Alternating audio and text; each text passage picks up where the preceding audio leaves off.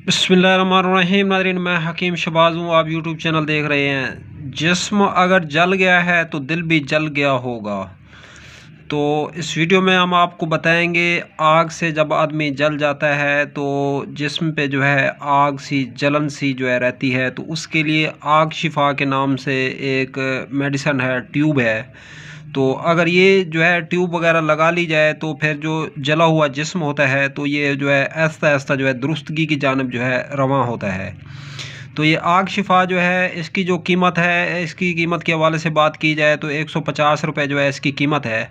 तो वैसे अगर आप लोग बनी बनाई दवा बै करना चाहते हैं तो ये दवा ख़रीद लें अबकरी दवा खाने की जानिब से। अगर आप लोग जो है ख़ुद बनाना चाहते हैं तो उसके लिए वैसलीन और काफूर फटकड़ी, तो तीन चीज़ों को जो है बराबर वज़न में मिक्स करके जो है धूप पे रख दिया जाए तो ये बेहतरीन और ज़बरदस्त मरहम बनता है आग के जले हुए के लिए।